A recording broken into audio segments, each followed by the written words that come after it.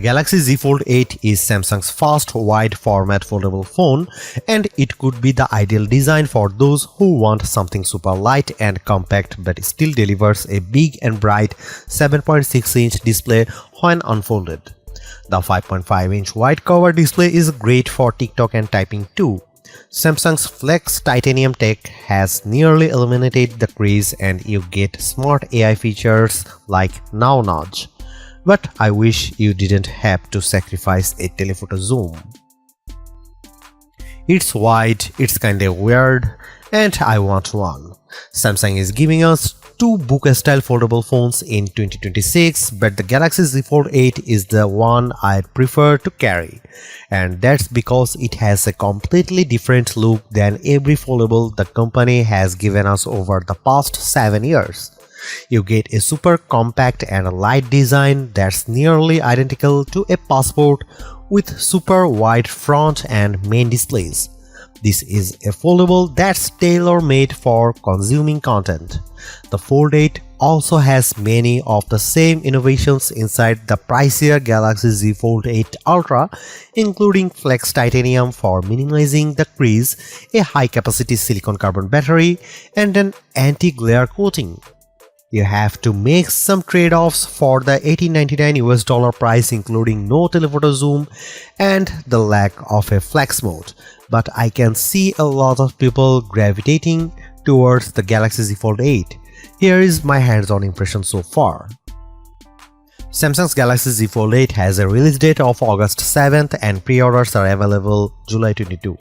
The Galaxy Z Fold 8 starts at $1899 for 256GB of storage and 12GB of RAM. The 512GB will be $2099 and 1TB price is $2499. The first time I put the Galaxy Z Fold 8 in my hand, I loved it, and it starts with just how light this thing is.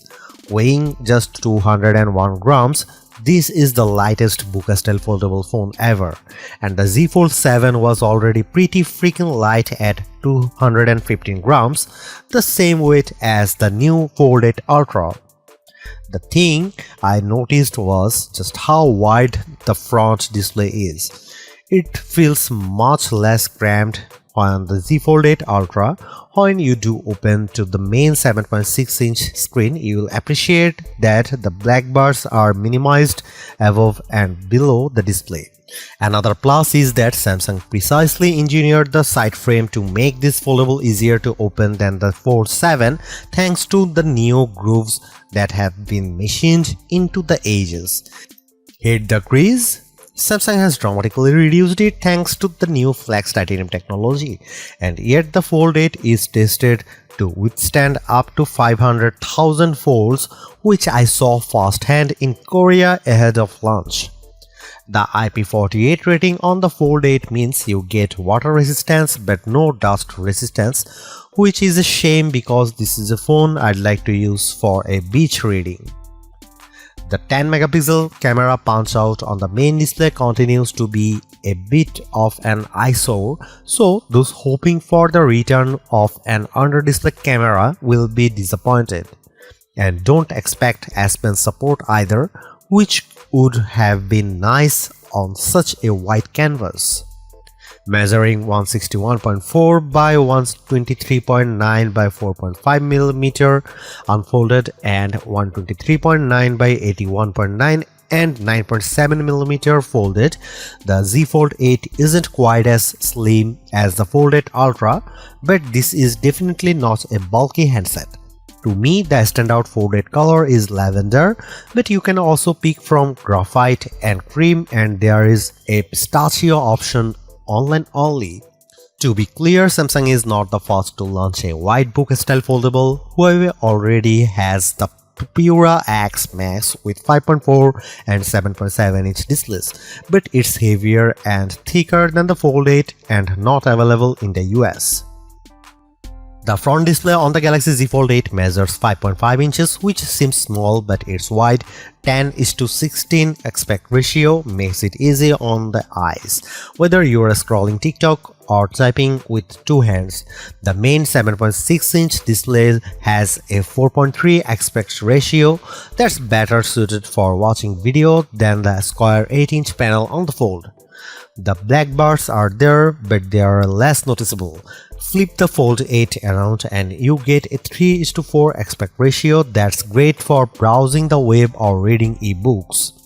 I just wish the keyboard didn't take up so much of the screen when you are typing.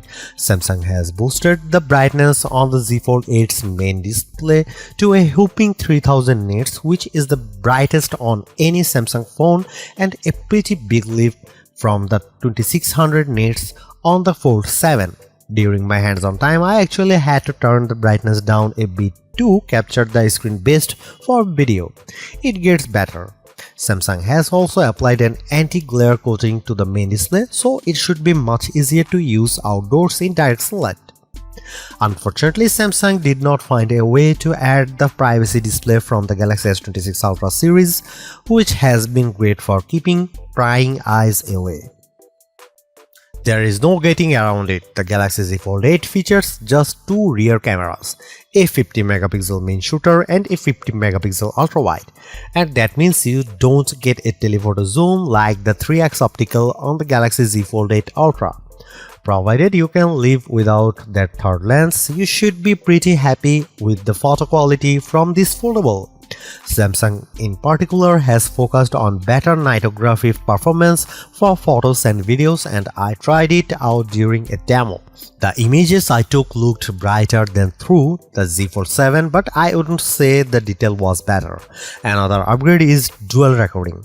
You can record video using both the front and rear cameras at the same time, allowing you to preview the result on the main and cover displays, and with this split screen look, you can have some fun with it in real time.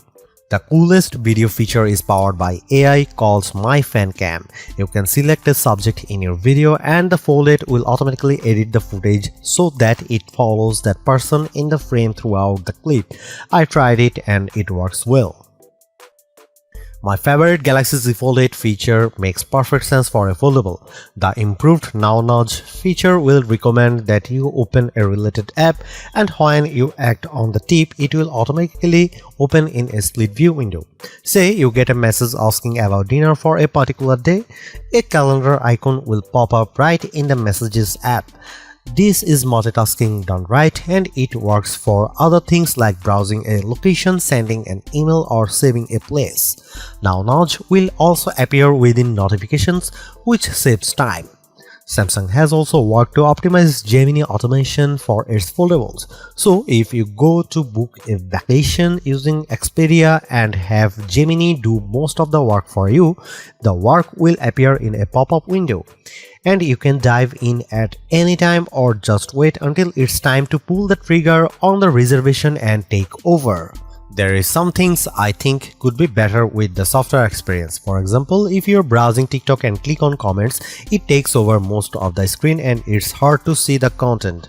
It would be better if the video shifted to the left and the comments were on the right. I'd like to see Samsung work with Google and developers to better optimize apps for the Fold 8's ultra wide screen.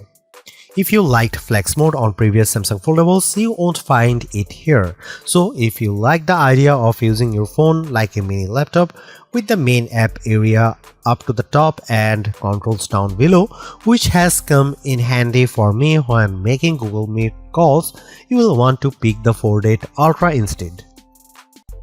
I really need to live with the Galaxy Z Fold 8 to see if my initial infatuation lasts, but right now it's my favorite foldable design yet. I really like the white front and main displays as well as just how light this thing is. Other perks include a greatly reduced crease, a brighter main display, and a pretty beefy battery. And while I am getting kind of sick of AI features, I can see myself using things like Now Nudge and My Fan Cam. I wish I didn't have to sacrifice a telephoto zoom, but overall I feel like Samsung made the right trade-offs to deliver a big screen foldable in a very pocket-friendly design. Samsung Galaxy Z Fold 8 pre-orders open up today with general release scheduled for August 7. Prices start at from $18.99 US.